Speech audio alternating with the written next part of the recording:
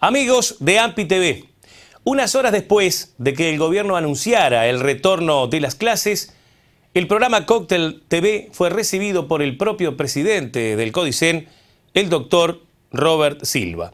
En nota exclusiva con nuestro canal, ahondó todos los detalles de dicho anuncio. Pasamos a ver esta entrevista.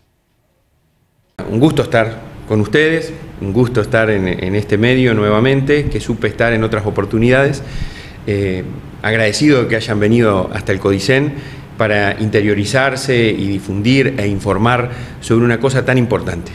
Yo digo que ayer que se anunció por parte del Poder Ejecutivo el reinicio de clases fue un día de alegría en el marco de muchísima responsabilidad como la que tenemos. Miren, nosotros reivindicamos mucho la autonomía de la administración de la educación para resolver todas las cuestiones inherentes al quehacer educativo. Ahora bien, en una situación de pandemia, nosotros lo que tenemos que tener claro es que antes que nada está la responsabilidad sobre la salud, sobre la sanidad, sobre el cuidado de la población en general, de nuestros niños en particular y de nuestros docentes y funcionarios. Por lo tanto, estuvimos siempre supeditados a lo que la autoridad sanitaria nos dijera. Sabedores, porque nos reunimos con los consejos, porque hablamos con los maestros, con los profesores, de la imperiosa necesidad de volver a la presencialidad. ¿Cuánto se pudiera volver? ¿Saben por qué? Porque hay miles que están desconectados.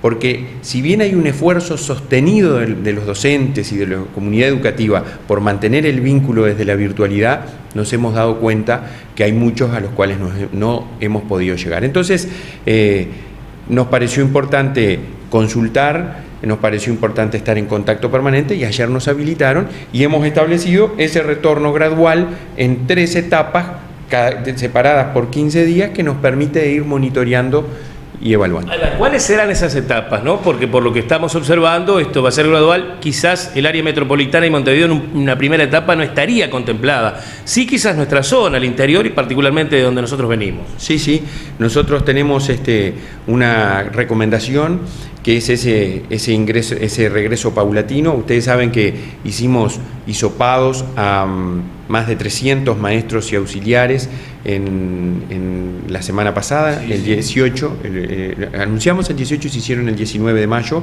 nos dieron todos negativos, lo cual nos da una tranquilidad y es un poco lo que los científicos han pedido.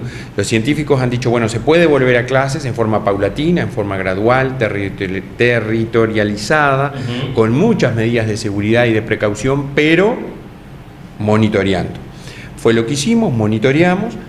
Vamos a volver y vamos a volver paulatinamente. Por ejemplo, el primero vuelven las escuelas a aprender y de tiempo completo, salvo Montevideo y área metropolitana. Y el área metropolitana, en una primera instancia, nos la identificaron con cuestiones como la ciudad de la costa de Canelones, Las Piedras, Pando, Barros Blancos. El sur de Canelones principalmente. Exactamente, exactamente. Es por un tema demográfico, se entiende. Es un tema demográfico y también se nos decía por la vinculación con Montevideo, es decir, muchísima gente que va y viene y hay trasiego, entonces, y como es un departamento Canelones que tiene casos, pero viene evolucionando muy bien, tiene casos, pero evoluciona bien, según se nos explicó, viene descendiendo incluso, por eso se habilitó a hacer algo distinto que hicimos con las rurales, porque con las rurales de Canelones, las escuelas rurales, recién vamos a comenzar ahora el 1 de junio.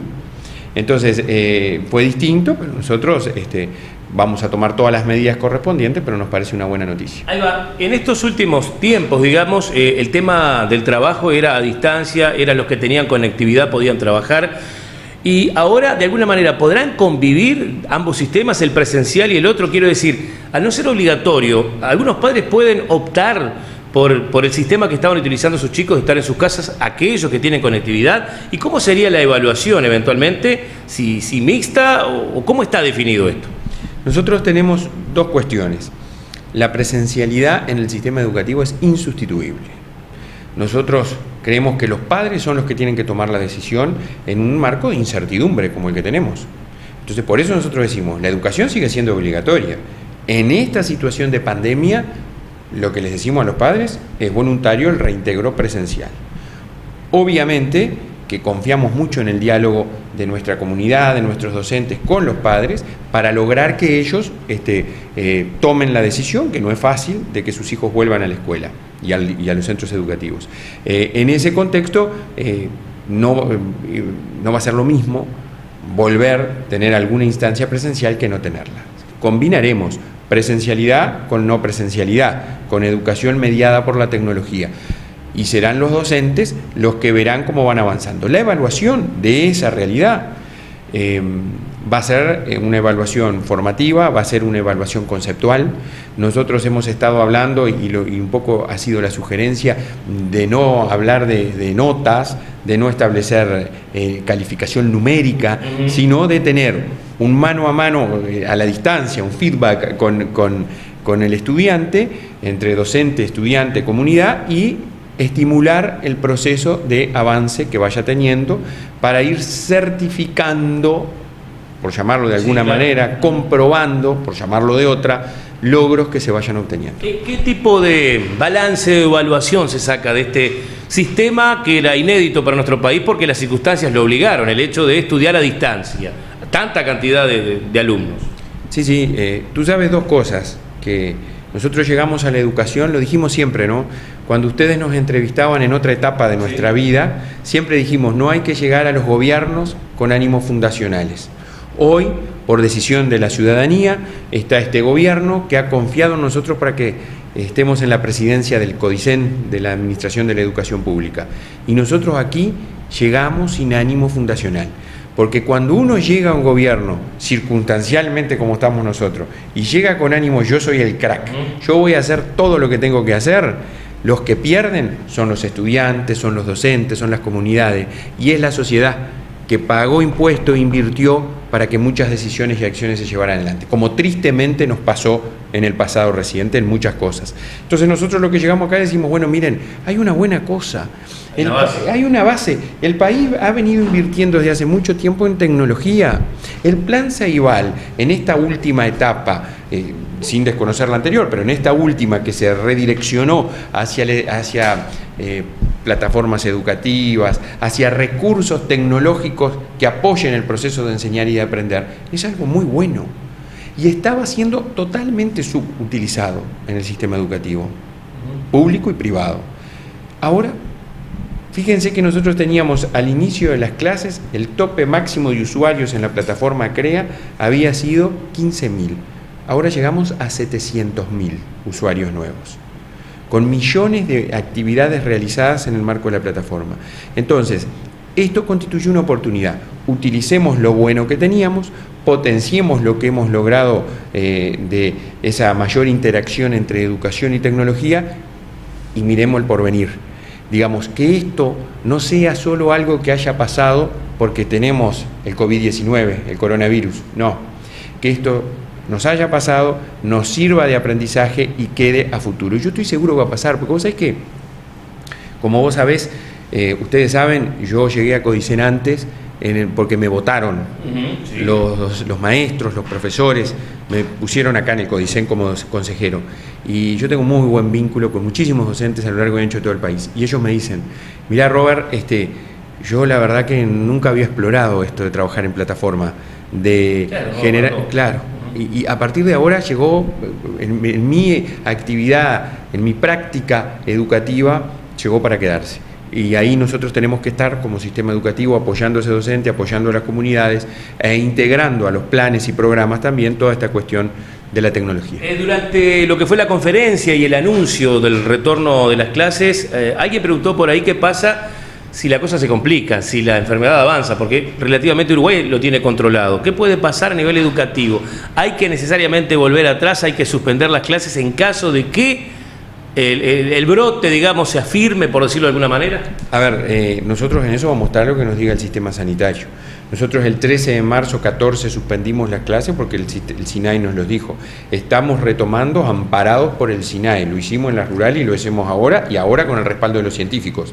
O sea que si llega a haber una circunstancia que ojalá no nos pase, nosotros tenemos que tener claro como sistema educativo una cosa.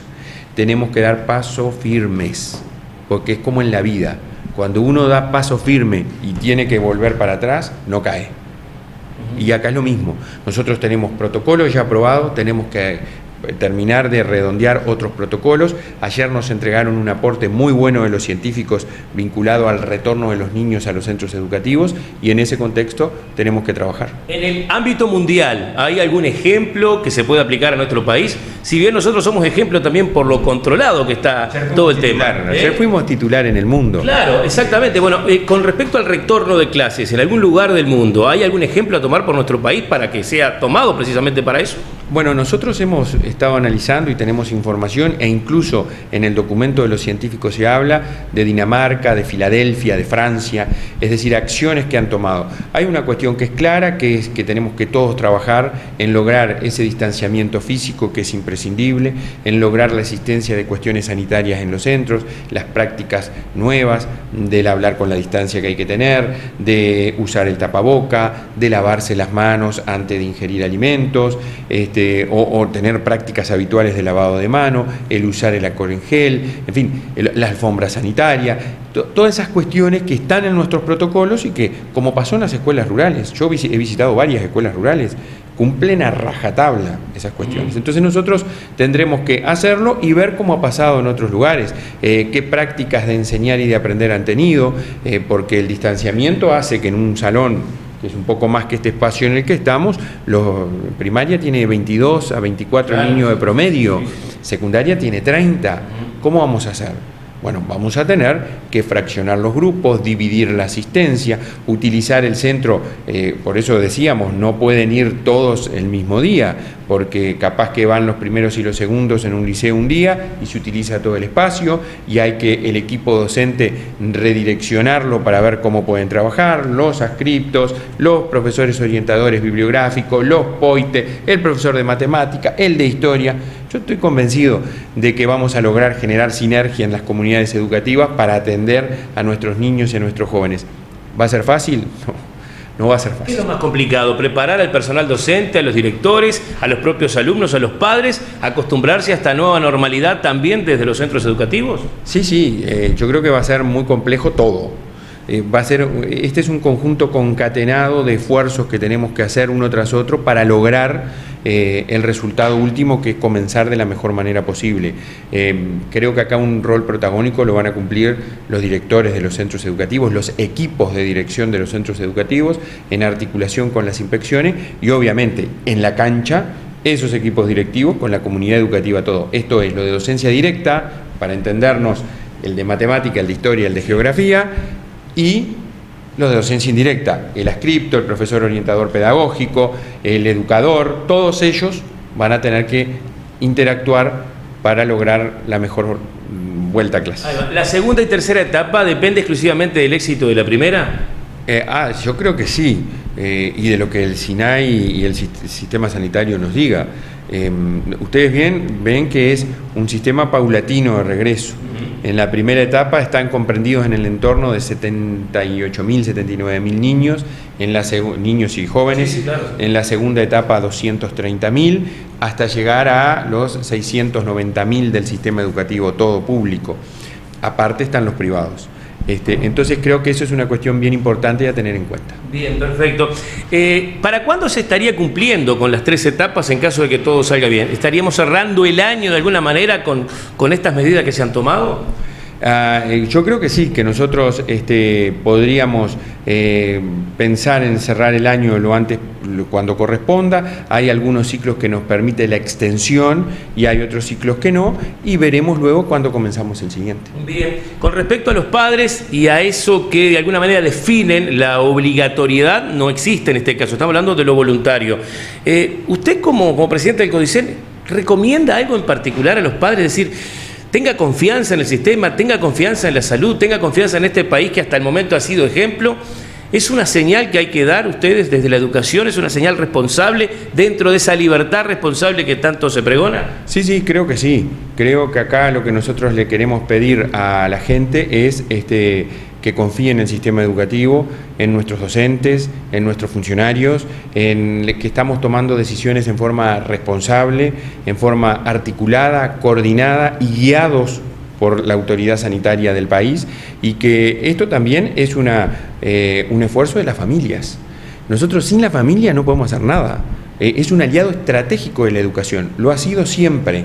Y hoy más que nunca. ¿O acaso nosotros no hablamos y nos pasa a nosotros como padres, o no hablamos con nuestros allegados que interactúan cuando el hijo está conectado, cómo manda las actividades, cómo se relaciona con sus compañeros, con el docente? En fin, creo que acá hay que unir esfuerzos, porque como lo hemos dicho siempre y lo han dicho muchos y nosotros lo compartimos, para salir de esto tenemos que salir de una única forma y manera, que juntos. Sabiendo de estas horas de tanta responsabilidad y compromiso, te agradecemos una vez más, Robert Silva, entonces el hecho de recibirnos acá en el Codiceni y de darnos estos minutos también para AMPI TV. Bueno, gracias a ustedes por haber venido hasta acá, un gusto, un saludo a toda la audiencia, el agradecimiento por el apoyo que de distinta forma y manera lo están manifestando. Miren, no estamos exentos de cometer errores. Lo que sí les aseguro a todos es que estamos trabajando con un gran equipo a lo largo y ancho de todo el país, con muchísimo compromiso, con muchísima responsabilidad, tratando de volver a tener la mejor educación posible, abocados a esta situación de urgencia que es la pandemia, pero sin olvidarnos que nuestro objetivo es la transformación educativa que el país tanto reclama.